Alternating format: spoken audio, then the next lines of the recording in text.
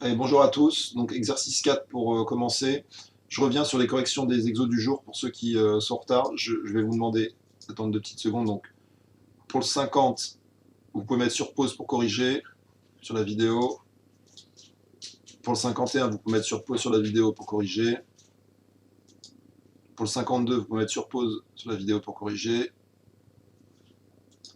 53, pareil, vous pouvez mettre sur pause ici pour corriger. 90, pareil, vous pouvez mettre sur pause pour corriger.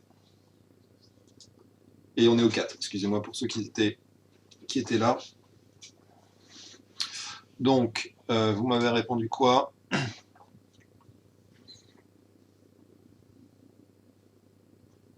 Ouais, très bien, Maud. Super. Tu peux passer à l'exercice 17. Victor, oui, c'est bien. Ensuite, alors les souris, il n'y en a pas tant que ça. Hein. Je ne dis pas de bêtises. Non, il n'y en a pas autant des souris. Hein. Regarde bien le dessin que j'ai fait là. Donc, dans chacune des cabanes, il y a 7. Non, dans chacune des cabanes, il y a 7 souris. Donc là, il y a 7 souris, là, il y a 7 souris, là, il y a 7 souris. Pardon, je dis n'importe quoi, c'est 7 chats. Là, il y a 7 chats, 7 chats, 7 chats, 7 chats, 7 chats. Et après, chaque chat que tu as dessiné surveille 7 souris. Donc, tu as combien de chats? Bah, dans chacune des 7 cabanes, il y a 7 chats. Donc, tu vas avoir un calcul qui tombe ici. Et après, chacun des chats surveille 7 souris.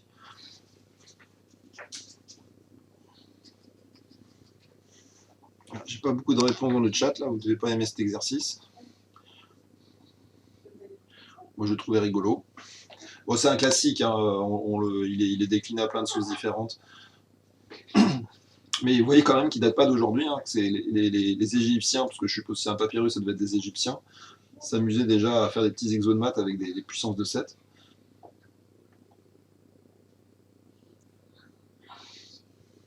Alors pour le premier, pour ceux qui n'ont pas compris, 7 cabanes, et dans chacune des cabanes, il y a 7 chats. Donc on se retrouve avec 7 fois 7 chats. Donc 7 fois 7, mais 7 fois 7 en termes de puissance, ça s'écrit comment? 7 fois 7, ça s'écrit 7 au carré, puisqu'on veut une puissance de 7. Donc 7 à la puissance quelque chose, c'est-à-dire des 7 qui ont été multipliés par eux-mêmes un certain nombre de fois, et la valeur de l'exposant correspond au nombre de fois on a multiplié les 7 par eux-mêmes. Ah, très bien Cyprien. Donc ensuite, une fois qu'on a le nombre de chats, donc on oublie un petit peu tout ce qu'on a écrit à la rigueur, on oublie ça là. Donc on sait qu'on a 7, on a 7 au carré chats. D'accord? Et chaque chat surveille 7 souris. Donc j'ai 7 au carré, enfin j'ai 49 chats, et chacun des chats surveille 7 souris. Donc là ici, on peut associer à chacun des chats que j'ai dessinés 7 souris. Mais des chats, j'en ai 49, ou 7 au carré. Donc je vais me retrouver avec 7 au carré fois 7 souris. Donc 7 au carré fois 7 souris. J'aurais peut-être dû vous dire de mettre les réponses une par une finalement, parce que j'ai l'impression qu'il y en a plein qui essayent de tout faire et qui sont bloqués. Ah, c'est figé.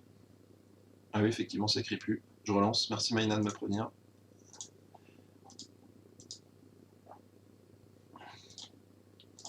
Hop.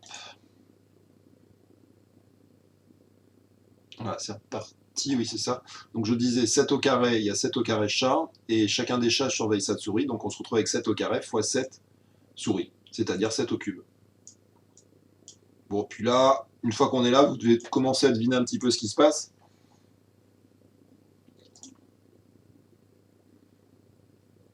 Normalement, j'ai relancé là, j'ai plein de messages pour me dire que c'est figé. Je fais un test. Ouais, normalement, ça marche. C'est OK? Bon, je pense que c'est OK. Oui. Émilie me dit oui. On continue. 7 au cube, ça c'est le nombre de souris. Donc maintenant, j'oublie un petit peu ce qui est écrit là. Je sais que chaque souris, donc j'en ai 7 au cube, a 7 épis de blé. Donc là, il faut imaginer qu'il y a en tout 7, donc il faut presque oublier cette situation. On imagine qu'il y a 7 au cube souris. Alors 7 au cube, je ne sais pas combien ça fait 49 fois 7, je crois que ça fait 343. Donc on imagine les 343 souris, là, et chacune de ces souris a 7 épis de blé devant elle. Donc combien on a d'épis de blé? Normalement, on ferait 343 fois 7. Mais 343 ici, en fait, c'est 7 au cube. Donc en fait, c'est 7 au cube fois 7. C'est-à-dire 7 puissance 4. J'ai oublié de fois 7, pardon. J'ai oublié le fois 7. Donc fois 7 qui fait 7 puissance 4. Et puis là, je pense que vous avez compris pour le dernier, bah, on a 7 puissance 4 épis de blé, et chacun des épis de blé est composé de 7 graines. Donc ça, c'est mon nombre d'épis de blé. Je ne sais pas combien ça vaut, c'est sûrement un nombre assez gros, de 343 fois 7, là je ne vais pas vous le faire de tête, il y a 2000 et quelques. Et chacun des épis de blé est composé de 7 graines. Donc 7 puissance 4 fois 7. Et en fait, on voit les réponses, 7 puissance 2, 7 puissance 3, 7 puissance 4. Au fur et à mesure qu'on rajoute une phrase, en fait, on multiplie par 7 le nombre d'objets qu'on avait précédemment. Puisque chaque objet a 7 fois plus de trucs. Enfin, ou regarde ou a 7 fois plus de nouveaux objets. Donc je multiplie par 7, 7 puissance 4, et je me retrouve sur 7 puissance 5.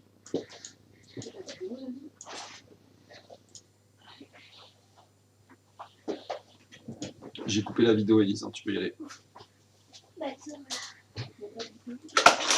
Là, je coupe.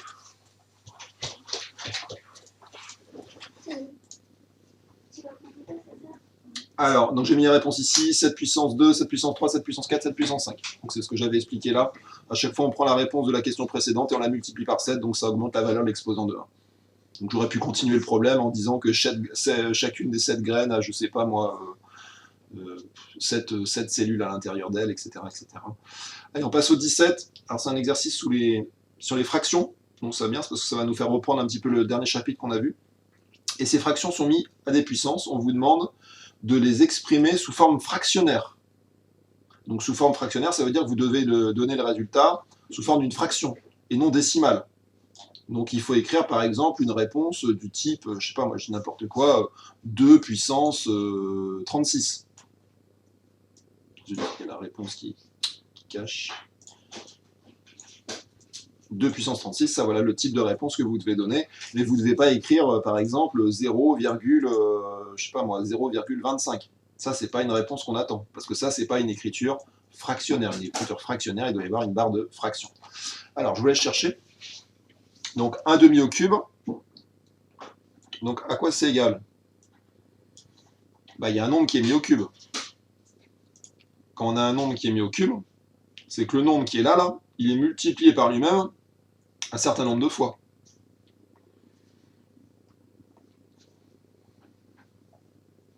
Donc je vous laisse réfléchir, puis vous pouvez mettre des réponses dans le chat quand vous les avez. Alors vous pouvez les mettre au compte-gouttes là, parce que je vois qu'il y en a pas mal qui ne répondent plus du coup. Donc si vous avez une réponse pour le A, vous la mettez, je vous dis si c'est bon ou pas. S'il y a une petite erreur, j'essaye de vous réorienter. Ouais, très bien, Pierre Céphilie, c'est ça. C'est ça, Lily Rose, très bien, ouais. Alors pour le premier, pour ceux qui sont bloqués, le cube là, c'est qu'on a en fait un demi qui est multiplié par lui-même un certain nombre de fois. Donc un demi, ouais, très bien Camille, très bien Armand. Ça finit par arriver.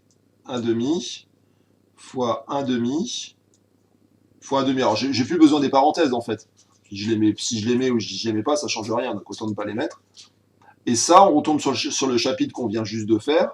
Quand on multiplie des fractions entre elles, j'espère que vous n'avez pas tout oublié du dernier chapitre, on multiplie les numérateurs entre eux, donc ça fois ça fois ça, et on multiplie les dénominateurs entre eux.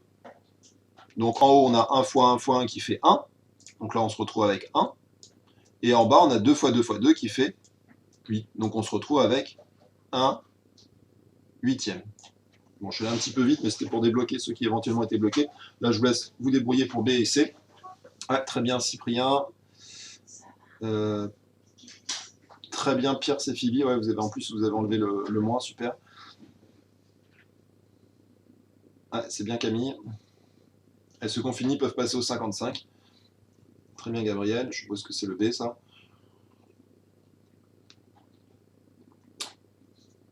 Et le C, je suis d'accord avec toi, Gabriel. Victor, c'est bon. Enzo, c'est bien, t'as tout compris. Armand aussi.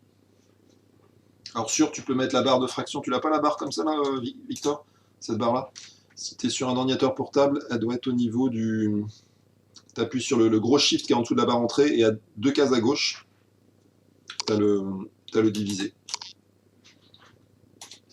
Après, si tu es sur un ordinateur portable, c'est sûr que vous n'avez pas le pavé numérique, c'est un peu moins pratique. Mais normalement, il y a toutes les touches, hein, il faut les chercher un petit peu.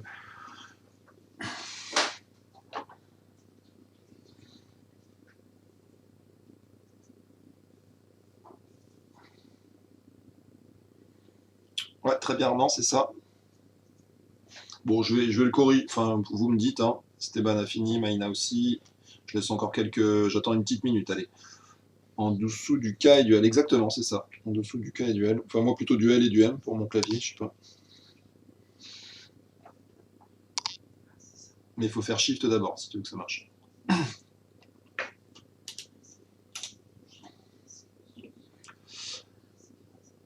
Allez, encore un tout petit peu de temps. Et puis je vous mets les réponses. Il n'y a pas de difficulté a priori. Enfin, il n'y a pas de difficulté particulière. Si vous avez compris ce que c'est que le carré ici, c'est que le nombre qui est là, enfin cette fraction, est multipliée par elle-même. Alors au passage, si j'avais écrit ça là, tiens, une petite remarque. Si j'avais écrit ça sans les parenthèses, est-ce que quelqu'un voit la différence entre ça et ça? Et est-ce qu'il y en a une d'ailleurs? Si j'ai écrit 3 quarts entre parenthèses au carré ou 3 au carré sur 4, est-ce que ça change grand-chose? Bah, la réponse est oui. Oui, ça change tout à fait les choses. Enfin, ça change complètement les choses. En fait, là, le carré, il ne s'applique pas sur 3 quarts. Il s'applique seulement sur 3. D'accord? Donc c'est complètement différent de mettre, et vous verrez, ça on en aura besoin, je crois, dans l'exercice, il y a un exercice après, là, je ne sais plus lequel, je crois que c'est le 86, où on aura besoin justement de comprendre cette histoire de parenthèse. Si on ne met pas de parenthèse, en fait, le carré s'applique seulement sur le 3. Donc ça, en fait, ça vaut 9 quarts. C'est-à-dire que le 4 n'est pas mis au carré ici. Alors que là, bah, en fait, quand je mets 3 quarts au carré, c'est 3 quarts fois 3 quarts. 3 quarts fois 3 quarts, donc 3 fois 3, et 4 fois 4. Donc 9 sur 16.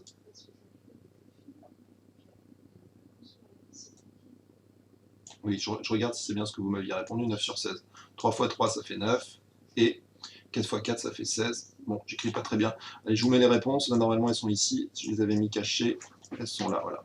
Donc le dernier, il y avait une petite astuce à voir quand même. Quand je multiplie, donc je fais moins 2 tiers fois moins 2 tiers, mais en fait, moins par moins, ça fait plus. Donc le moins qui est là, il va dégager en fait.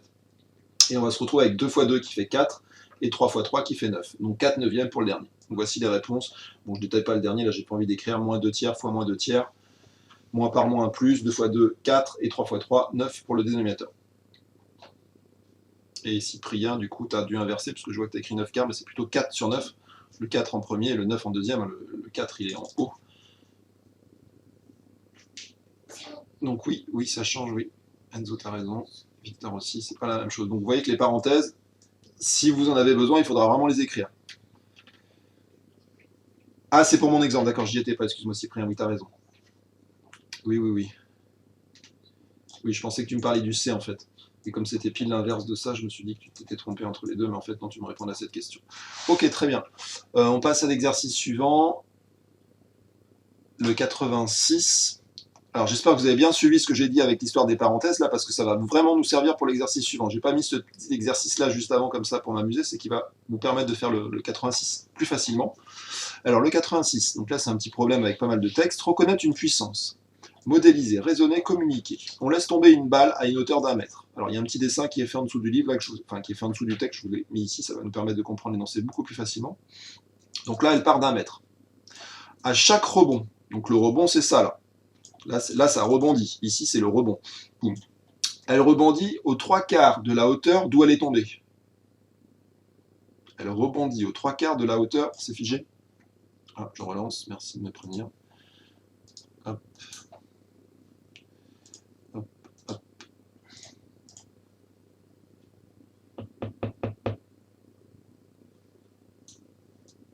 Là, ça a l'air d'être bon. Donc, je disais, ça part d'1 mètre, ça rebondit ici, et puis la hauteur qui est là, apparemment, c'est 3 quarts de celle-là. Donc, ça, c'est les 3 premières lignes. Ensuite, quelle hauteur en centimètres, virgule, en centimètres, virgule, la balle atteint-elle au 5e rebond? Donc, le 5e rebond, ce sera 1, 2, 3, 4, 5. Donc, la hauteur qu'il y a après le 5e rebond. Alors, qu'est-ce qu'on nous dit? Donner une valeur approchée. Alors, donc, il faut donner la réponse en centimètres. Donc, faites attention parce que là, la hauteur, elle est donnée en mètres. Donc, nous, on veut une réponse en centimètres. Après le 5e rebond, donc à la rigueur, ce que vous faites, c'est que vous refaites ce dessin-là, puis vous continuez jusqu'au 5e rebond, et il faut donner une valeur approchée à l'unité près. Bah, l'unité près en centimètres, hein, parce que l'unité près en mètres, on va être sur 0 ou 1, donc ça n'a pas grand intérêt. Donc l'unité près en centimètres. Alors, conseil, exprime la hauteur atteinte par la balle après le premier rebond, deuxième rebond, troisième rebond, avec la fraction 3 quarts.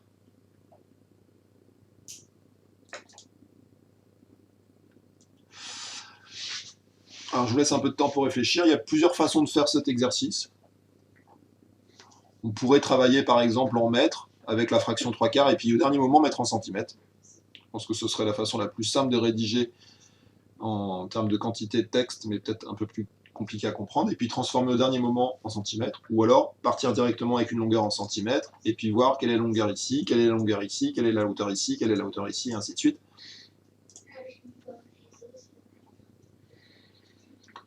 Donc ça c'est le premier rebond, hein. Ici, je suis après le premier rebond, on va dire. Après le premier rebond, c'est ici. Et moi je veux après le 5e rebond. Donc là je suis après le 2e rebond, etc., etc. Donc je vous laisse faire un petit dessin, et puis essayer de me donner la réponse.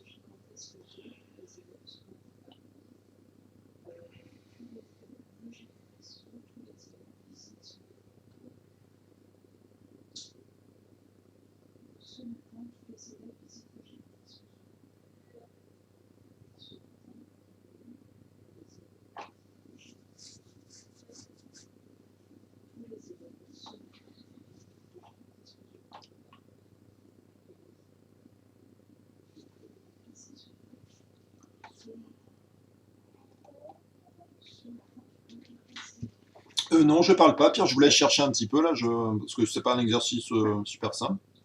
Donc c'est juste que j'ai arrêté de parler. Pour vous laisser un petit peu réfléchir, je vous laisse un peu de temps quand même. C'est pas un exercice qu'on fait forcément en 1 minute.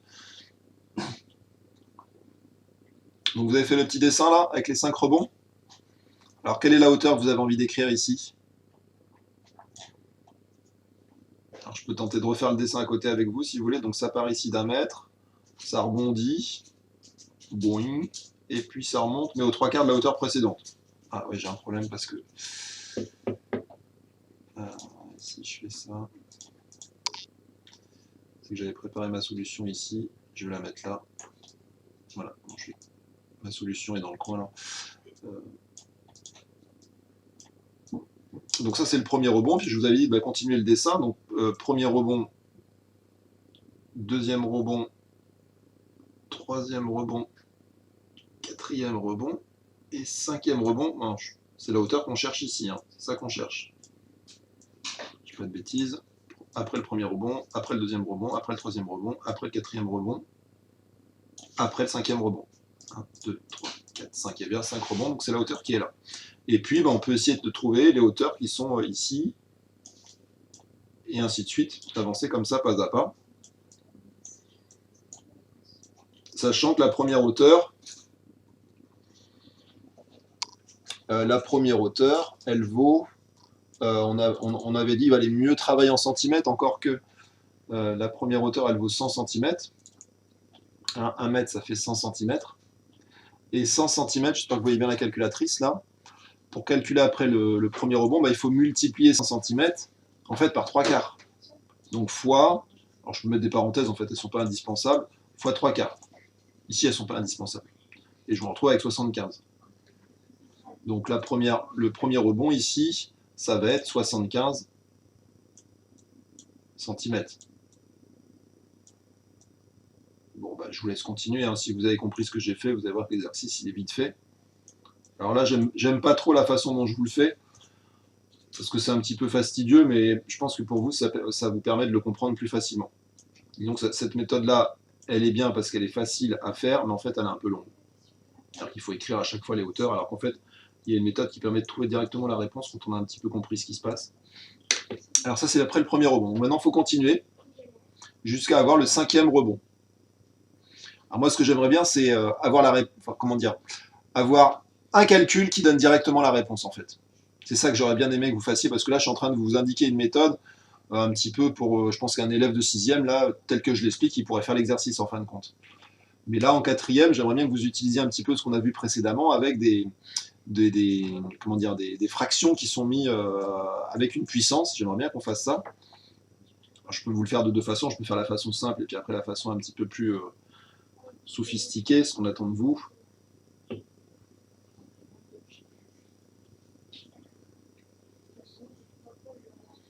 Alors 12,5 peut-être, je sais pas Victor, il faudrait que je fasse le calcul, je te dis ça tout de suite. Alors.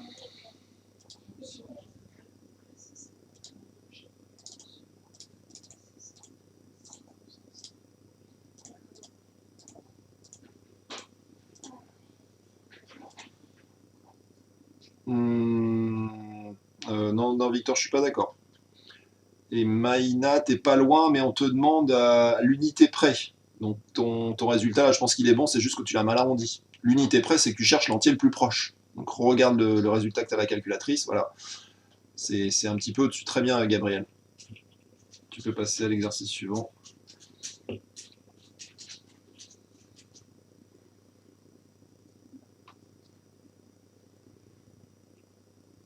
Alors si quelqu'un peut m'écrire juste le calcul qui donne la réponse, enfin, comment dire, un seul calcul qui donne directement la réponse.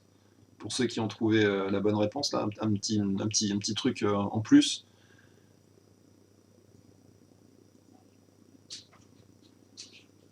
Un calcul qui donne directement la réponse. Voilà, c'est ça, Victor, ouais.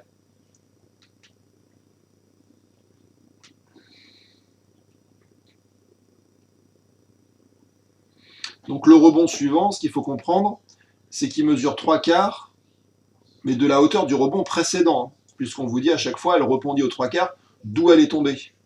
Donc là, ici, je suis à 75 cm, et donc ici, je serai aux 3/4 des 75 cm, et ainsi de suite.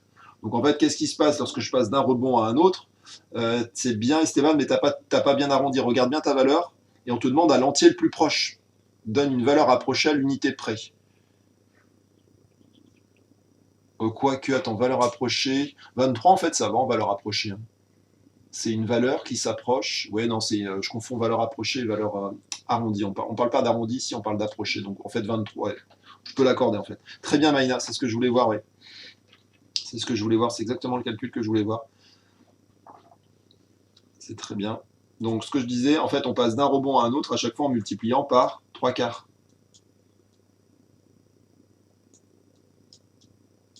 Parce que là, je pourrais continuer. En fait, je multiplie 75 par 3/4. Alors, je le fais à la calculatrice. 75 fois 3/4. Ça vaut 56,25. Et puis, je continue l'exercice comme ça, pas à pas. Et puis, en fait, je vais trouver la réponse. Bon, c'est pas très intéressant. Donc, la méthode fonctionne, mais elle ne fait pas vraiment utiliser les puissances. En fait, on multiplie juste par 3/4. Donc, il n'y a pas de lien vraiment avec le chapitre qu'on est en train d'étudier. Donc, je ne peux pas mettre centimètres ici. Donc là, si je veux continuer, qu'est-ce que je fais? Je multiplie 56,25 par 3/4, je trouve cette longueur. Je multiplie cette longueur par 3/4, je trouve cette longueur. Et je multiplie cette longueur par cette longueur. Je multiplie cette longueur par 3/4 et je trouve celle-là. J'ai ma réponse. D'accord? Donc ça, c'est la façon, on va dire facile, mais qui n'utilise pas vraiment les puissances. Là, une façon que j'aimerais que vous voyez, en fait, c'est qu'en fait, on multiplie à chaque fois par 3/4. Et donc, en fait, on va multiplier un certain nombre de fois par 3/4. Mais on va multiplier par 3/4, en fait, autant de fois qu'il y a de rebond. Et qu'est-ce qui se passe quand on multiplie plusieurs fois par 3/4? Eh bien, on va en fait avoir une puissance de 3/4. Alors, quel est le nombre que j'ai multiplié par 3/4? Mon nombre de départ, c'est 100 cm. Là, je vous fais la méthode que j'aimerais bien qu'on fasse quand même en quatrième, qui utilise vraiment les notations de puissance.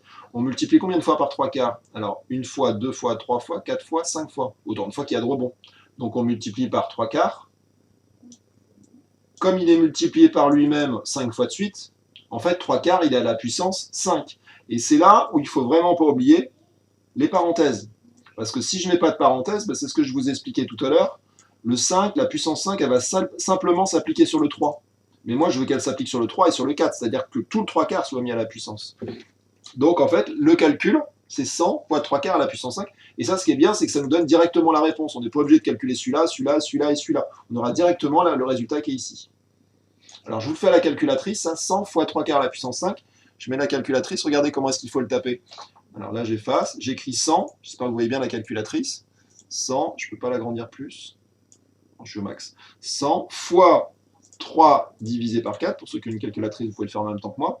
Touche puissance qui est là, touche puissance, et vous mettez puissance 5. Donc voilà ce qu'il faut taper, 100 fois 3/4 à la puissance 5. J'espère que ce n'est pas trop petit. Et là, on a directement la réponse qui va apparaître. Alors là, elle est sous forme de fraction, mais nous, on le veut en décimale, puisqu'on va arrondir. Et on tombe sur 23,7, donc c'est compris entre 23 et 24, donc en fait Enfin, 23, c'est accepté puisque c'est une valeur approchée à l'unité près. Donc moi, je préfère 24 parce que 24 est quand même plus proche de 23,7 que 23. Donc si j'ai deux nombres à choisir, je choisis clairement 24, c'est plus proche du résultat. Donc la réponse, bah, c'est 24. La réponse, c'est 24. J'espère que ça filme bien.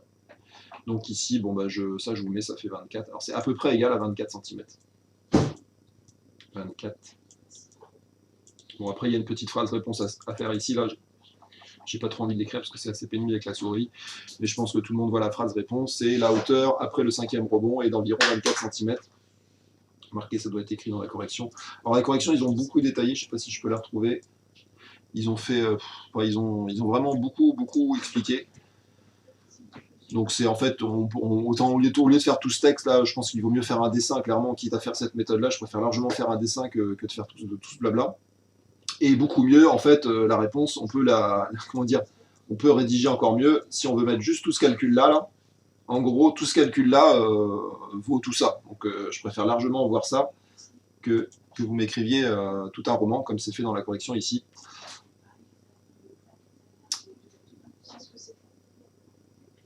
Alors, qu'est-ce que tu me dis, Émilie? Je comprends pas. C'est puissance 5, pas puissance 3, par exemple. Alors, c'est puissance 5 parce qu'il y a 5 rebonds. Parce qu'on multiplie 5 fois par 3 quarts. 3 quarts fois 3 quarts fois 3 quarts fois 3 quarts fois 3 quarts. Donc, c'est pas puissance 3, non, c'est puissance 5. S'il y avait eu 3 rebonds, tu aurais mis 3 quarts à la puissance 3. S'il y avait 4 rebonds, tu aurais mis 3 quarts à la puissance 4. Mais comme ici, il y a 5 rebonds, je me souviens plus où c'est écrit, 5e rebond, là, c'est marqué là. 5e rebond, eh bien, on est sur une puissance 5. On va multiplier 3 quarts par lui-même 5 fois de suite. Bon, je vous laisse le temps de corriger là. Enfin, il n'y a qu'un seul truc à écrire, c'est ça. Et si vous voulez le faire, la méthode un peu plus facile à comprendre, mais un peu moins avec les notations qu'on utilise, et ben vous faites ce dessin-là, vous trouvez ce nombre-là, celui-là et celui-là, et normalement celui-là c'est 24 ou 23,7. Alors il faut garder, je ne sais pas ici si ça tombe juste, mais si ça tombe pas juste, essayez de garder pas mal de précision là et là. Hein. C'est-à-dire quasiment tous les chiffres. Hein. Ou même vous gardez à l'arrière le résultat sous forme de fraction, ce sera encore plus précis plutôt que d'arrondir. Parce qu'arrondir des résultats qui sont déjà arrondis, ça c'est toujours une erreur. Allez, je passe à l'exo suivant. Au pire, si je vais aller trop vite, vous regarderez la petite vidéo que je mettrai sur Pronote et vous mettrez sur pause pour prendre la correction. Alors, exercice 55, donner l'écriture décimale de chacun des nombres. Donc ça, c'est pour vous faire réutiliser un petit peu les puissances avec des exposants négatifs. Alors, 10 puissance moins 1, 10 puissance moins 3, 10 puissance moins 9, 10 puissance moins 7. Donc ça, c'est pas trop dur. Normalement, il suffit juste de... Merci Esteban de me prévenir, je relance.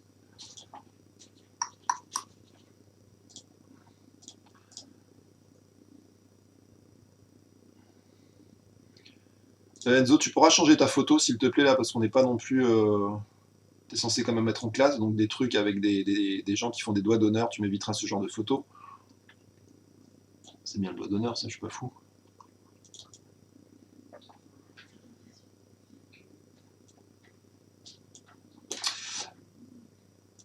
Donc, ici, il faut utiliser la notation a à la puissance moins n.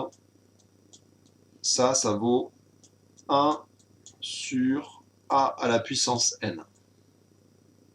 C'est-à-dire que a à la puissance moins n, c'est l'inverse de a à la puissance n. C'est ça la notation qu'on doit utiliser dans cet exercice. Sauf que le a ici, bah le a il vaut 10 en fait. Donc vous allez vous retrouver avec 1 sur 10 à la puissance quelque chose. Et puis, il faut donner l'écriture décimale.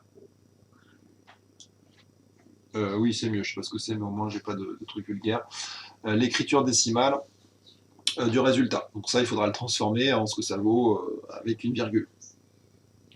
Donc je vous laisse un peu de temps, puis j'attends vos réponses dans le chat.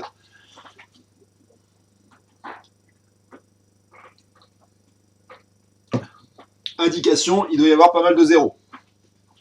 Dans les réponses que vous allez m'écrire, vous allez normalement écrire pas mal de zéros.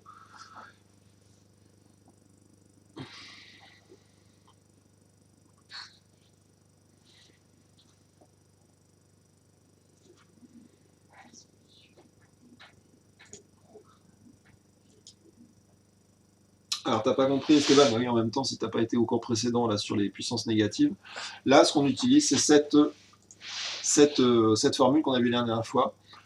Alors déjà, je ne sais pas si tu as compris ce que c'est qu'une puissance, puisque tu as quasiment loupé tous les cours. A à la puissance moins n, c'est 1 sur A à la puissance n. Donc là, il faut que tu vois que cette expression-là te fait penser à cette expression-là. Sauf que le A, c'est 10, et le n, c'est 1. Donc toi, tu vas passer dans la partie droite de l'égalité, et tu vas remplacer ton A par 10. Donc le A ici, à la place de A, tu vas mettre 10, puisque A était égal à 10. Et le n ici, tu vas mettre 1. Sans le moins cette fois. Le moins, il était écrit là, mais quand on met l'inverse, du coup, il n'y a plus le moins. Donc tu te retrouves avec 1 sur 10. En fait, tu te retrouves avec 1 sur 10 à la puissance 1, pour le petit a. Et ça, il faut le donner en écriture décimale. Donc combien ça vaut avec une virgule. Donc je te fais le a, et puis après, j'espère que ça te débloquera pour les autres. 10 à la puissance moins 1, quand j'applique ma formule qui est juste écrite à gauche, là, ça fait 1 sur 10 à la puissance 1. Puisque le a est égal clairement à 10, donc ici je mets 10 à la place de a, et le n, clairement, il est égal à 1. Donc ici, je mets, à la place du n, je mets 1. Et 1 sur 10 à la puissance 1, 10 à la puissance 1, c'est 10, donc c'est 1 dixième. Et 1 dixième, ça fait, en décimale, 1 divisé par 10, ça fait 0,1. Alors si vous avez un petit peu compris ce qui se passe, je pense que vous pouvez faire, et si même je vous l'avais dit dans le cours, là, quand il y a 1 ici, on se retrouve avec 1, 0. Quand il y a un 1 ici, on se retrouve avec 1, 0, mais le 0, il est avant le 1. Ok, Stéphane, je ne sais pas ce que ça veut dire. Ah, merci. Je déchiffre les messages. Alors, j'ai eu plein de réponses, du coup, j'ai pas eu le temps de lire. Alors, c'est qu'il faut que je compte les zéros, là, ça va être super pénible.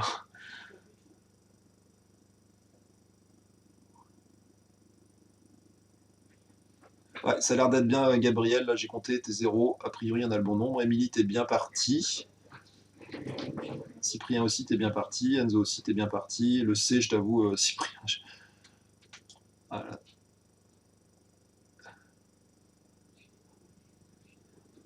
Bon, j'espère que t'as bien compté, Cyprien, parce que là, je vais me faire mal aux yeux. 1, 2, 3, 4. Ouais, t'as bien compté, Cyprien, c'est ça. Victor aussi, j'espère que t'as bien compté. Alors, Camille, il est bizarre ton premier zéro, là, on dirait un O.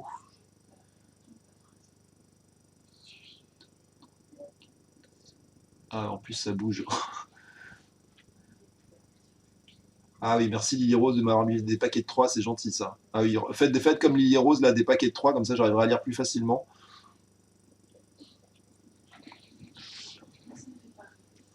Ouais, c'est bien Lily Rose, c'est ça. Il manque juste le D. Bon, si t'as compris le C, je pense que t'auras compris le D.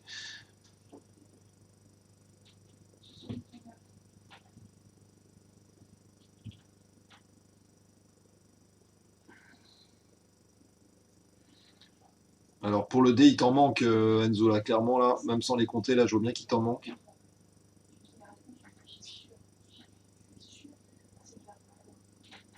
Ouais, très bien, Lily Rose pour le dernier.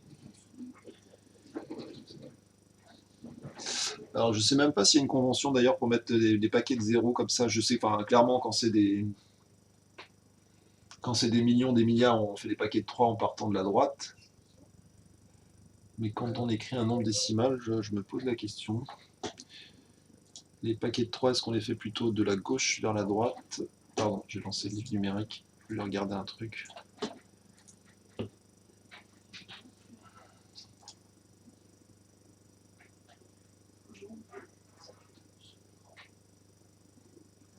Ouais, a priori, elle fait plutôt de gauche à droite comme tu as fait Lily Rose, ouais, c'est ça.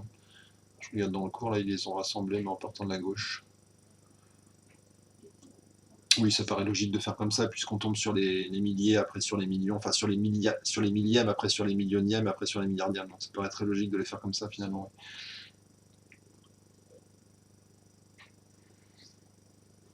Alors en fait, pour cet exo, vous embêtez pas. Si vous avez un petit peu compris ce qui se passe, et je crois que c'était écrit dans le cours, regardez, je vais vous mettre la petite astuce qui était écrite dans le cours. Je vous le mets là, je vais faire une petite capture d'écran, vous allez voir que l'exercice il va devenir très facile, juste avec ça en fait. Ça c'est écrit dans votre cours. Quand on a 10 à la puissance moins n, donc c'est exactement ce qui se passe ici, c'est 1 sur 10 à la puissance n, donc c'est exactement cette formule-là en fait avec le a qui vaut 10, d'accord, j'ai juste remplacé a par 10. Et en fait, c'est 1 divisé par 10. On avait vu 10 à la puissance n. C'est un 1 suivi de n0. Mais quand vous divisez 1 par 10, vous avez 0,1. Quand vous divisez 1 par 100, vous avez 0,01. Donc en fait, quand vous avez l'écriture avec l'écriture décimale du résultat, en fait, le nombre de zéros que vous aurez avant votre 1, il va correspondre exactement au nombre de zéros que vous aviez ici, qui correspond exactement à la valeur de l'exposant. Donc en fait, les réponses, elles sont très simples. Votre nombre de zéros, c'est exactement la valeur qui est ici. Donc s'il y a écrit 3 ici, vous devez avoir 0,001, c'est-à-dire qu'il doit y avoir 3 zéros. Si vous avez un 9 ici, vous devez avoir 0,000. C'est figé, monsieur. Ah, c'est figé. Et vous devez avoir, merci de me prévenir, et il faut avoir 9 zéros. Alors je relance. Donc est-ce que vous voyez bien le petit truc de cours là que je vous ai mis là, ça? Oui, là on le voit bien. Donc avec ça, l'exercice il est plié, puisque comme j'étais en train de vous l'expliquer, je réexplique du coup, puisqu'apparemment c'était figé. La valeur de l'exposant correspond exactement au nombre de zéros que vous allez écrire ici dans votre réponse. Donc ici il y a un 1, donc ce sera qu'un seul zéro, donc seulement ce zéro là, donc 0,1. Là il y a un 3, donc ce sera 0,001. Là il y a un 9, ce sera donc 0,000. Ici, il y en aura 8 plus 1, ça en fait 9. Enfin, il y en aura 8 derrière la virgule et 1 avant, ça en fait 9 en tout. Et là, il y a un 7, donc ça fera 0,000. Et puis, il y a en tout 7 zéros à écrire. Alors, je vous mets les réponses. Elles sont normalement cachées ici. Et oui, ils font bien des paquets de 3, mais en partant de la gauche. Donc là, c'est vrai que ça aurait été sympa de me faire ça pour la prochaine fois, là, de mettre les nombres comme ça, puis de laisser un petit espace ici, un petit espace ici. Comme ça, on voit plus. Enfin, c'est plus facile de compter, puisque par 3 fois 3, enfin 3 plus 3, pardon, 6, plus les 3 qui sont là, ça fait bien 9. Et là, j'en ai 3, plus 3, plus 1, ça fait bien 7 en tout. Alors, je regarde le chat, c'est bon. Donc, je vous laisse un petit moment pour corriger, pour ceux qui n'avaient pas écrit ça. Et puis, si vous n'avez pas compris, bah, tout est expliqué là sur cette petite formule de cours là. Tout est là.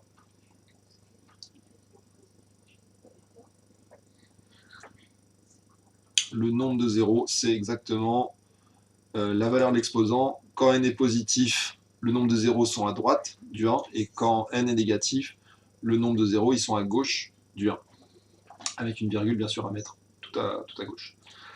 Allez, je passe à l'exercice 19. Alors, c'est un exercice où il faut décomposer un nombre de la façon suivante. Alors, comment est-ce qu'ils ont fait avec 37 ? 37, ils l'ont écrit 32 plus 4 plus 1, qui vaut 2 puissance 5 plus 2 puissance 2 plus 2 puissance 0. Alors, on vous demande de faire la même décomposition suivante en utilisant des puissances de 2. Alors, comment est-ce qu'on va faire cet exercice? Et qu'est-ce qu'ils ont fait réellement avec 37? En fait, 37, ils ont fait ce qu'on appelle une décomposition binaire. Je ne dis pas de bêtises, mais c'est ça, c'est exactement de la décomposition binaire, c'est-à-dire on est en train de voir comment écrire un nombre avec des 0 et des 1, la fameuse écriture qu'utilisent nos ordinateurs. Pour faire ça, il faut regarder en fait la plus grosse puissance de 2 que je peux mettre dans 37. La plus grosse puissance de 2 que je peux mettre dans 37, c'est 2 puissance 5. 2 puissance 5, apparemment, ça vaut 32. Par exemple, j'aurais pu essayer 2 puissance 6, mais 2 puissance 6, il vaut 64, il est trop gros, donc je ne peux pas mettre 2 puissance 6. Donc je mets la plus grosse puissance de 2 à l'intérieur, c'est 2 puissance 5. Et après, il me reste 5. Et je recommence avec 5. Quelle est la plus grosse puissance de 2 que je peux mettre à l'intérieur de 5? La plus grosse puissance de 2 que je peux mettre à l'intérieur de 5, c'est 2 au carré, c'est-à-dire 4. Et après, il me reste 1. Et 1, c'est 2 puissance 0. En fait, la seule puissance que je peux mettre à l'intérieur de 1, c'est 2 puissance 0, puisque 2 puissance 0 est égal à 1. Donc voilà comment est-ce qu'on décompose 37. 2 puissance 5 plus 2 au carré plus 2 puissance 0. Alors pour vous aider, parce que je pense que cet exercice ne va pas être forcément très facile pour vous, ce que je vous conseille de faire, c'est d'écrire les premières puissances de 2. Là, vous faites un petit tableau, vous écrivez 2 à la puissance 0, ça vaut combien? 2 puissance 1, ça vaut combien? Et ainsi de suite. Et vous me les calculez, je crois qu'on n'a même pas besoin de dépasser 64. Donc on n'aura même pas besoin de dépasser 2 puissance 5 à mon avis, puisque je regarde, il n'y a aucun nombre qui dépasse 64. Alors 2 au carré, j'écris mal. 2 au carré, hop, 2 puissance 3, hop, 2 puissance 4, 2 puissance 5, allez, je vais écrire naïvement 2 puissance 6, mais en fait on sait qu'on ne va pas s'en servir. Et eux, je les calcule. Alors, lui, il vaut combien? Lui, il vaut 1. Lui, il vaut 2. Lui, il vaut 4. Lui, il vaut 8. Lui, il vaut 16. Lui, il vaut 32. Lui, il vaut 64. Bon, après, il y a 128, 256, 500... 256, qu'est-ce que je raconte? 128, 256, 512, 1024, 2048, 4096, etc. etc. D'ailleurs, c'est des nombres que vous devez retomber assez souvent, enfin, vous retombez assez souvent quand vous achetez des barrettes de mémoire ou des choses comme ça. Vous retombez assez souvent sur ces nombres-là, sur des puissances de 2. Alors, dans 6, vous regardez quel est le plus gros des nombres qu'on peut mettre. Ah oui, effectivement, il est 55, lui, il me rappelle alors. Donc, je peux... Bon, c'est dommage, là, pour ceux... Alors, je peux vous mettre la correction pour ceux qui ont eu le temps de le faire. Et puis, je termine juste pour le 2 puissance 6, en fait, à l'intérieur, je peux mettre un 4 et un 2. Donc, je peux mettre 2 puissance 2 plus 2 puissance 1. Donc là, pour le premier, il fallait écrire 2 puissance 2 plus 2 puissance 1. Pour le 11, je vous mets les réponses, là, pour ceux qui éventuellement avaient le temps de faire l'exo. Pour le 11, on trouvait ça, etc., etc. Bon, effectivement, l'heure, elle tourne. Je n'ai pas fait attention, mais il est 56. Je vais vous souhaiter de bonnes vacances. Reposez-vous bien. Je vous mets un petit devoir à faire pendant les vacances, un petit devoir maison. Je vous donnerai une adresse mail pour me l'envoyer. Et puis, on se retrouve à la rentrée. On essaiera de garder les mêmes horaires lundi, mercredi, vendredi, sur la première semaine de la rentrée. Je ne sais pas si la rentrée aura réellement lieu le 11 mai. Je suis un peu sceptique. Dans 2 semaines, nous rentre le 4 mai, donc on aura une semaine de toute manière pour sûr en classe virtuelle, là, la première semaine, et après je ne sais pas si la rentrée se passera réellement le lundi 11 mai. On verra bien. Allez, au revoir à tous, bonnes vacances. Ça fait rire Cyprien.